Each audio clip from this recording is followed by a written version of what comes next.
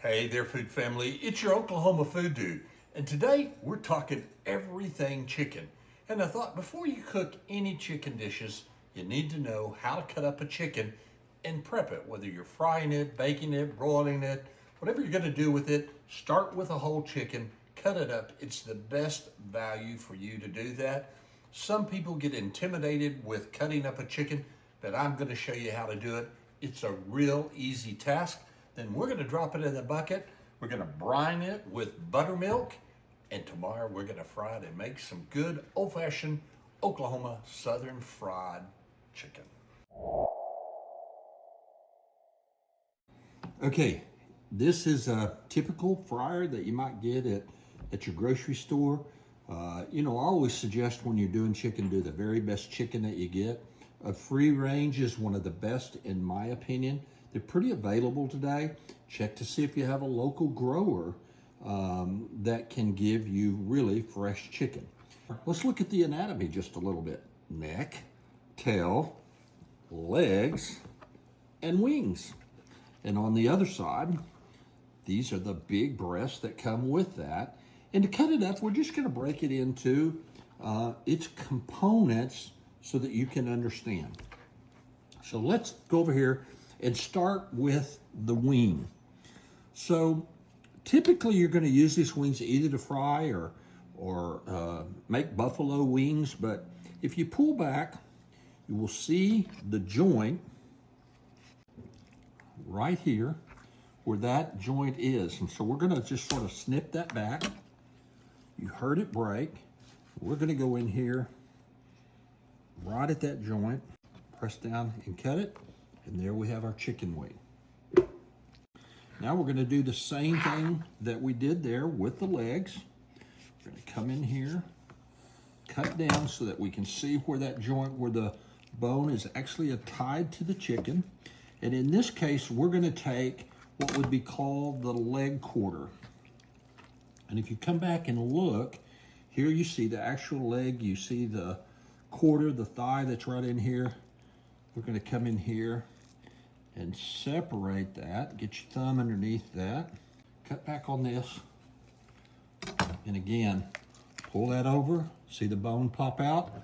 We're going to go in here and cut right along that line and cut that back to the carcass of the chicken. Extra skin, we'll take care of that in a minute. Let's get the other one off. And so now we've got the two leg joints.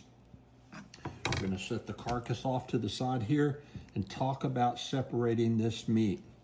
You'll see here where the meat lines separate, you'll see there's another joint here. This is the leg bone where the foot is associated to it right in there. We're going to push, expose that open, come back over here, cut that so you can see that joint.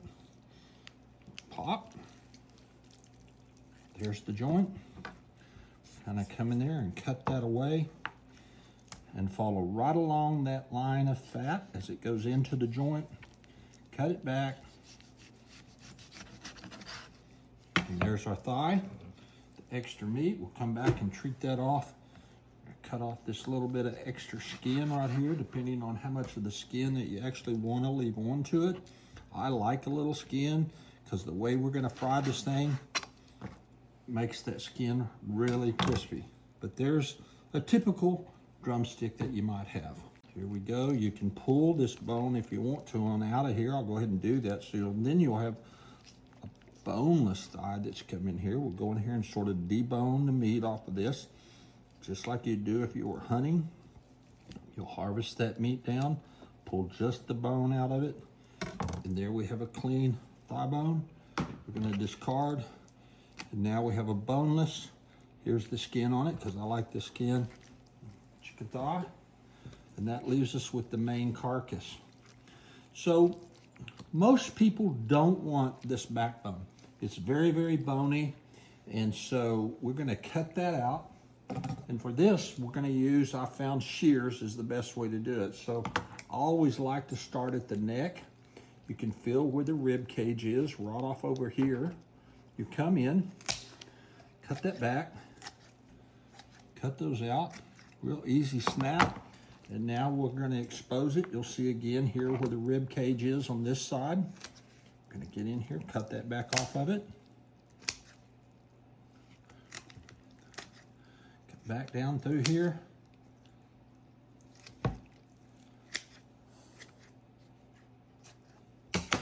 Again, this is the backbone.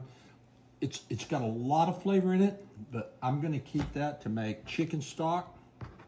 I'm going to go over here and sort of trim this carcass up a little bit of the excess skin and fat and membrane that's surrounding it. Again, that's great for your stock pot to get some chicken stock out of that. And that leaves us this beautiful double breast right here, right down the middle. We're going to take our knife, and there is a bone, basically what would be the sternum bone. We're going to cut on both sides of it. We're going to go down and separate that. You'll see here, when you get into that, you'll see where the breast and the bone are. We're going to take, and if you want the boneless, you can pull that right off the meat right there. Or in this case, we're going to go in here, cut this back, get this breast off on the bone, get back on this side and see where that bone is. And I just take the shears, cut right through the bone, and then we have a beautiful chicken breast still on the bone. And if you want to harvest that off, flatten that thing out, snip it right here, put your thumb right underneath that meat and pull it away from the bone. But we're going to fry this, so we're going to leave the bone in place.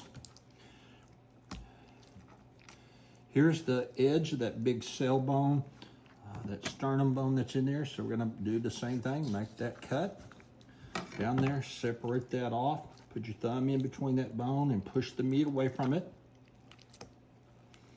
Go in here, pull that over, find where the meat, that sternum meet together there. And that's that bone. We're gonna put that in our stock pot chicken. Trim this up. And there we have another big, beautiful breast with a little bit of the bone left on it for us to fry. That's it. Hey, just as a side note, one of the things that I think is really important when you're cutting poultry, when you're cutting pork, really any meat product is, you need to keep our friend Mr. Clorox around. Spray off your work surface and your cutting boards. Get them clean and sterilized. Wipe down.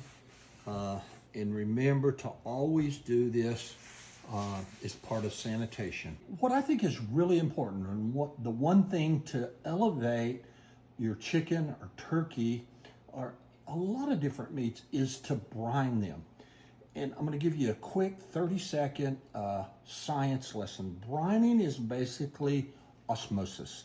And if you remember in your high school science class, you talked about liquids moving across membranes. And in a chicken, it's the cell walls. And things travel from areas of high concentration to low concentration. And the cells are, at this point in time, low concentration. So we're going to use either like a salt water, some kind of solution. Today, because we're doing fried chicken, I'm going to use buttermilk, and it's acidic. It's got milk particles in it. And we're just going to brine this entire cut up chicken that we just cut up with buttermilk. And that will act as this reverse osmosis process where all of the flavor, the tangy of the milk, the vitamins of the milk, move into the inner cell walls. It crosses that cell membrane, and so all of those flavors get into the chicken.